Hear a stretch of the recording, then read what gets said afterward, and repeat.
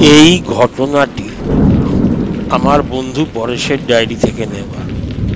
এরপর পরেশ যা লিখেছে আমি হুবহু সেটাই পড়ে শোনাব। আমার মায়ের গাড়ির দুর্ঘটনায় এক ভয়ানক আঘাত পান। তৎক্ষণাৎ ওনাকে এমার্জেন্সি রুমে ভর্তি করাতে হয়। আমি খুবই দুশ্চিন্তায় ছিলাম মাকে নিয়ে। তবে ভাগ্য ভালো, ফাঁড়া কেটে গেছিল এবং ডাক্তার আশ্বাস দিয়েছিলেন যে আর চিন্তার কোনো কারণ নেই। যদিও এটাও বলেছিলেন উনি যে সুস্থ হয়ে উঠতে বেশ অনেকটাই সময় লাগবে। ভয়ানক অ্যাক্সিডেন্ট তো, তাড়াতাড়ি ঠিক হওয়ার সম্ভাবনা খুবই কম। তবে সে নিয়ে আমাদের কোনো অসুবিধে ছিল না। প্রাণ বেঁচে গেছে এই অনেক পাওনা। যে ভয়ানক দুর্ঘটনাটা হয়েছিল কি আর বলবো। তাকে পরীক্ষা করলেন ডাক্তার, ব্যথা কমাবার ওষুধ দিলেন এবং হাসপাতালের বোর্ড সিদ্ধান্ত নিয়েছিল যে এবার তাকে একটি কমন রুমে, একজনের সাথে শেয়ার করা রুমে ট্রান্সফার করা যাবে। আর তারপর পর্যবেক্ষণ করে দেখা যাবে। তবে সারাক্ষণ মনিটর করে যেতে হবে, কারণ মেন আঘাতটা ঘাড়ে লেগেছিল। আমার মায়ের নাম সাথী। তিনি সব সময় ছোটবেলা থেকে আমার জন্য অনেক কিছু করে গেছেন এবং আমার কাছে সত্যি ভগবানের কাছে মতো ছিলেন। একটা সময় মনে হচ্ছিল আমি বোধহয় তাকে হারাতে বসেছি অ্যাক্সিডেন্টের ভয়াবহতা দেখে। তাই আমি তাকে পুরো হৃদয় এবং মন দিয়ে ভালোবাসি এবং তাকে এই অসহ্য অকল্পনীয় ব্যথার অবস্থায় দেখে, তার চোখ বন্ধ, ঘাড়ে ব্রেস লাগানো, যন্ত্রণায় গোঙাচ্ছেন, এটা আমার জন্য সত্যি খুবই এক কঠিন অবস্থা ছিল। মায়ের এই কষ্ট আমি কিছুতেই দেখতে পাচ্ছিলাম না, সহ্যই করতে পারছিলাম না। এই গাড়ির দুর্ঘটনাটি ঘটেছিল 4 দিন আগে। আর দুর্ঘটনার পেছনে ছিল এক মাতাল বেহেড ড্রাইভার। সন্ধেবেলায় প্রচন্ড গতিতে সে মদ্যপ অবস্থায় তার গাড়িটি চালাচ্ছিল। এক মাঝবয়সী পুরুষ ছিল সে। আমার মা রাস্তার সাইডে, রাস্তার একদম কিনারে একটি লাল সিগন্যালে অপেক্ষা করছিলেন এবং এই সময় পেছন থেকে এসে প্রায় 75 কিলোমিটার প্রতি ঘন্টা গতিবেগে গাড়িটি এসে আঘাত করে। মা প্রায় 20 ফুট দূরে ছিটকে পড়েছেন এবং যেরকম ভয়ানকভাবে পড়ে গেছিল, আমি তো ভেবেছিলাম যে কোথায় প্রাণই চলে গেছে। এক প্রচন্ড ঝটকা লাগে ঘাড়ে এবং ঘাড়ের আঘাত খুবই গুরুতর হয়। বলতে হবে খুবই ভাগ্য ভালো যে প্রাণ এক প্রকারে অ্যাক্সিডেন্টে অল্পের জন্য বেঁচে গেছিল। আমি ভগবানের কাছে খুবই কৃতজ্ঞ ওনাকে বাঁচিয়ে দেওয়ার জন্য। ড্রাইভারটিকে গ্রেপ্তার করা হয়েছিল। দুর্ঘটনায় তার বিশেষ কোনো চোট লাগেনি, কয়েকটা কাঁচের টুকরো হাতে ঢুকে পড়েছিল, সেই আঘাত পেয়েছিল। তার মদ খেয়ে এমনই খারাপ অবস্থা, পুলিশ নাকি যখন তাকে গাড়িতে তুলছিল সে তার নিজের নামটিও ঠিক করে বলতে পারছিল না। হাসপাতালটা খুব ভালো হাসপাতাল, আর মাত্র 10 মিনিটের ড্রাইভ ছিল সেই জায়গা থেকে, যা খুবই ভালো। কারণ এই অবস্থায় অ্যাক্সিডেন্টের পরেই আমার মনে হয় যে আমি যেই গাড়িতে বসে আছি সেটাও একটা ভয়ানক ওরকম অ্যাক্সিডেন্ট হবে। এটা একটা মনের মধ্যে একটা অদ্ভুত চিন্তা খেলা করে, যাকে বলে মন ডাকে। যে কোনো দুর্ঘটনা হতে পারে। মনে হচ্ছিল আমার ট্রমা হচ্ছে অ্যাক্সিডেন্টের থেকে, যেটা আমার হয়নি। এক অদ্ভুত অনুভূতি। তবে অনুভূতির কথা আর কি বলবো। কিছুক্ষণ, কয়েক ঘন্টা পরে যা ঘটতে চলেছিল সে যে অকল্পনীয়, আর কিছুই বলার নেই। হাসপাতালে ঢুকলেই কি একটা অচেনা অজানা ভয় কিন্তু ঘিরে ধরে। আমায় তো ঘিরে ধরে, শুনেছি অনেককেই ঘিরে ধরে। মানে হাসপাতাল যেন এমন একটি জায়গা যেখান থেকে মৃত্যুর দুয়ার খুবই কাছে। এটা অনেকের মতামত এবং আমার নিজেরও মতামত। একটা খুবই অদ্ভুত ঘটনা ঘটেছিল যখন আমি হাসপাতালে পৌঁছেছিলাম। জানি না সেটা আমার মাথার ভ্রম নাকি। আমি যখন আমার মায়ের রুম নাম্বার 384-তে গেলাম, তার মুখটা অতি অদ্ভুত লাগছিল। আমি জানি তিনি এক ভয়ানক গাড়ি দুর্ঘটনায় থেকে উঠে এসেছেন। এই অবস্থায় কারোরই মুখের অভিব্যক্তি সাধারণ নর্মাল থাকতে পারে না, কিন্তু এই ব্যাপারটা অন্যরকম, একটু অদ্ভুত ছিল। তার মুখটা ছিল হাঁ করে খোলা এবং চোয়ালগুলো দেখে মনে হচ্ছিল যেন সে দুটি প্রায় ঝুলে পড়েছে। কেন আমি জানি না, আঘাত চোয়ালে কিন্তু লাগেনি। এবং আরো আশ্চর্য, তার চোখ দুটি বড় বড় করে খোলা এবং কোনো অভিব্যক্তি ছাড়া নিষ্পলক ভাবে আকাশের মহাশূন্যের দিকে যেন তাকিয়ে আছেন তিনি।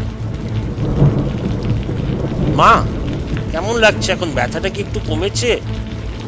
ওষুধ খাবার পরে আমি জিজ্ঞাসা করলাম। আমি বোধহয় আমার মাকে চমকে দিয়েছিলাম, কারণ তিনি আমার দিকে বিস্ফারিত চোখে দেখলেন এবং জোরে একটি বিস্ময়ের আওয়াজ করলেন এবং খুব খুব চমকে উঠেছিলেন। আর এমন ভাবে আমার দিকে তাকালেন যেন এক অজানা ব্যক্তির দিকে তাকিয়ে আছেন। তারপরে উনি বিড়বিড় করে কিছু বললেন। আমি জিজ্ঞেস করলাম, কি বলছো? আবার সেই একইভাবে বিড়বিড় করে কিছু বললেন। মনে হলো যেন কোনো মন্ত্র পড়ছে, কিন্তু সেই কথাগুলো মন্ত্রের মতো একদমই লাগছিল না, বরং উল্টো। আমি যাই হোক, আমি আর কথা বাড়ালাম না, কারণ উনি যথেষ্ট যন্ত্রণার মধ্যে ছিলেন। আমি ঘুরে চলে যাচ্ছিলাম বাইরে গিয়ে বসতে, কিন্তু আমার হঠাৎ চোখের কোণা থেকে মনে হলো সামনে রাখা চেয়ারটিতে আমি কাউকে দেখলাম। কে সে? আবার ভ্রম হতে পারে, কিন্তু আমার স্পষ্ট মনে হলো একটা ছায়ামূর্তি যেন চেয়ার থেকে সরাত করে উঠে দাঁড়ালো এবং হাওয়ার মধ্যে বিলীন হয়ে গেল। আমি আমার মাকেও জিজ্ঞাসা করলাম, কাউকে দেখেছি? উনি অভিব্যক্তহীন সেই চাউনি দিয়ে আমার দিকে তাকিয়ে থাকলেন, কোনো কথা বললেন। মার দিকে তাকিয়ে খুব কষ্ট লাগছিল। যন্ত্রণা সহ্য করছে আজ অব্দি আমার জন্য।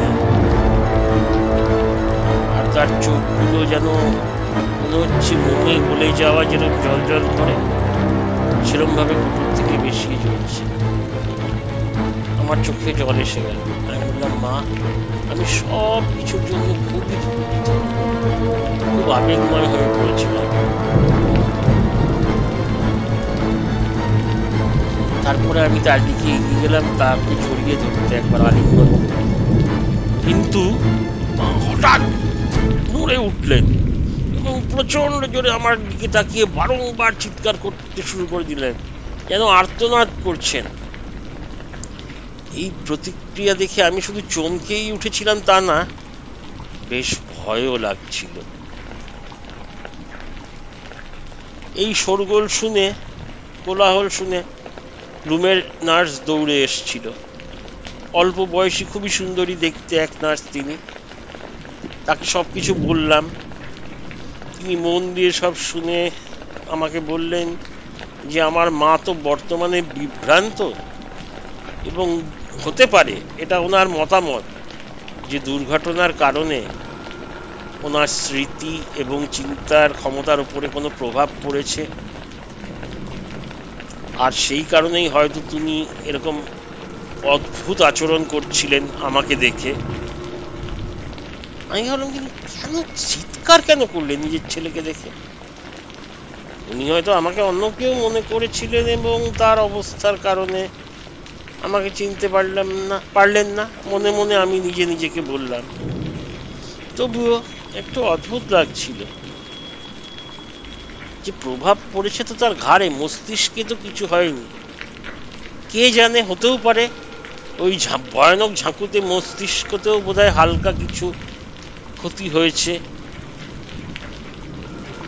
আমি কিছু ভাবলাম, তারপরে নার্সকে বললাম, দেখুন আমি ভাবছি আমার আজকেই রাতটা আমি বাইরের হলে না বসে মার সাথেই থাকবো রাতে, এখানেই শোবো। মানে আমার ঠিক ভালো লাগছে না ওনার এই অবস্থায়, ওনাকে ছেড়ে যেতে পারছি না। যদিও উনি আমাকে চিনতে পারছেন না, আমাকে থাকতেই হবে এবং আমার আজকে উচিত ওনার সাথে থাকা। উনি আমার মা। নার্স ম্যাডাম, আপনি কি আমাকে অনুমতি দেবেন রাতটা কাটাতে এই ঘরে? নার্স প্রথমে কিছুক্ষণ কি ভাবলেন, তারপর আমার দিকে এক টানা তাকিয়ে থাকলেন কয়েক সেকেন্ড, তারপরে বললেন, আচ্ছা আচ্ছা ঠিক আছে স্যার, থাকতেই পারেন, আমি ব্যবস্থা করে দেব। ধন্যবাদ ম্যাডাম, আমি সত্যি কৃতজ্ঞ। আমি আমার প্রতিক্রিয়া জানালাম। এরপরে মা তার রাতের খাবার পেলেন।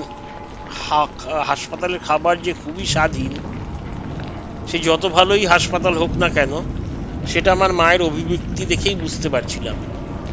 তার মাথা কাজ করছিল না এখন, কিন্তু খাবারটা যে পছন্দের না সেটা বোঝা যাচ্ছিল।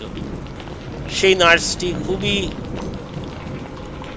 ধৈর্য ধরে এক চামচ করে খাইয়ে দিচ্ছিলেন। মাঝে মাঝেই মা খাবার বাইরে ফেলে দিচ্ছিলেন, তাই এই খাওয়ানোটা বেশ সময় নিচ্ছিল। এই সুযোগে আমি নার্সকে সেই ছায়ামূর্তিটার কথা জিজ্ঞেস করলাম।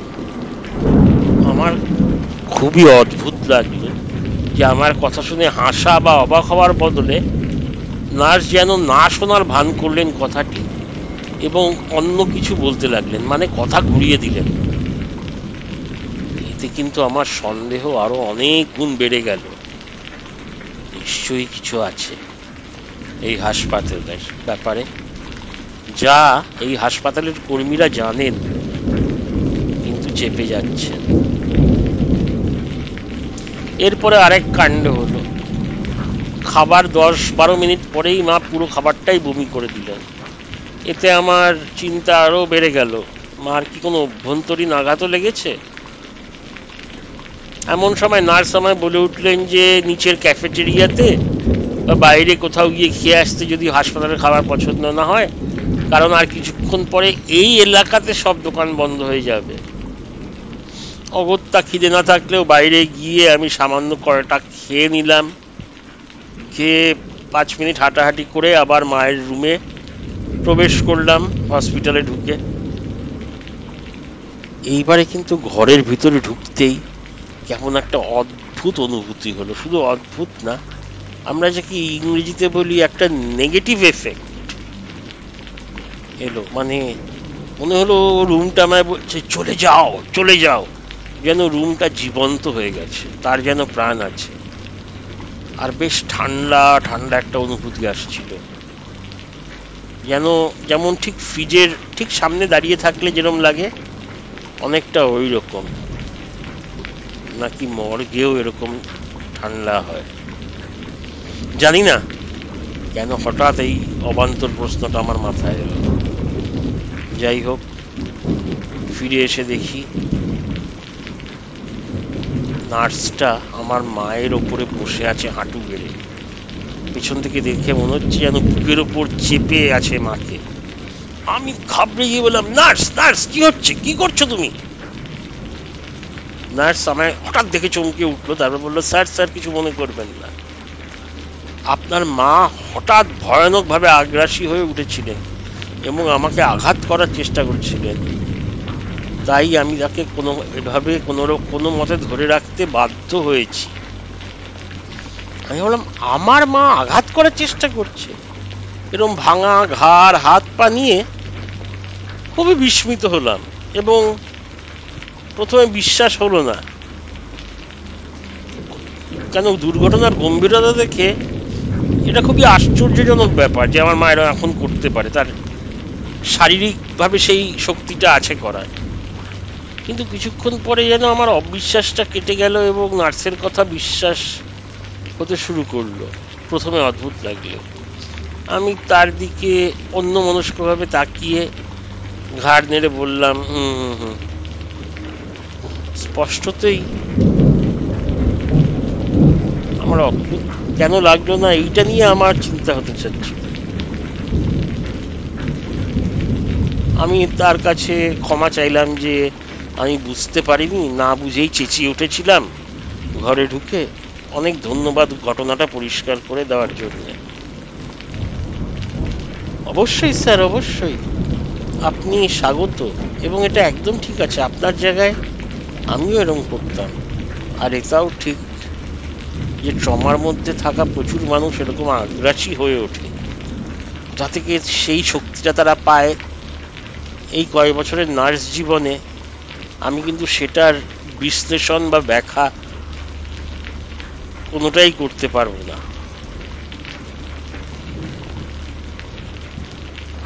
রুম নাম্বার 384 এক কোনায় একটা সোফা রাখা ছিল, সেখানে আমার বিছানাটা সাজিয়ে শুয়ে পড়লাম, মাকে শুভরাত্রি বলে। মা, তোমাকে ভালোবাসি, ভালোভাবে বিশ্রাম নাও, আমি প্রতিশ্রুতি দিচ্ছি খুব খুব তাড়াতাড়ি তুমি সেরে উঠবে। মনে মনে তাকে এই কথাটাই আমি বলে চোখ বন্ধ করলাম। এবারে একটা কথা বলি, কোনো নতুন জায়গায় আমার সচরাচর ঘুম কিন্তু তাড়াতাড়ি আসে না। কিছুক্ষণ এই দিক ওই দিক করি, গায়ের চাদর বা কম্বল খুলি আবার লাগাই, খুলি লাগাই, মাঝে মধ্যে বাথরুমে যাই, জল খাই, মোটামুটি অনেকটা সময় কেটে যায় ঘুম আসতে। অনেক, প্রায় 1 ঘন্টা এরকম তো লেগেই যায়। কিন্তু সেই দিন কোন জাদু বলে জানি না, আমি বোধহয় 1-2 মিনিটের মধ্যেই গভীর ঘুমে পড়ে গেলাম, আচ্ছন্ন হয়ে গেলাম, অচৈতন্য হয়ে গেলাম বলাও চলে। যেন কোনো খুব স্ট্রং ঘুমের ওষুধ খেয়েছিলাম আমি। গভীর ঘুমে কতক্ষণ আচ্ছন্ন ছিলাম জানি না। আস্তে আস্তে একটা স্বপ্ন বোধহয় দেখতে শুরু করলাম। না না না, স্বপ্ন না, এক ভয়াবহ দুঃস্বপ্নই বলা যায়।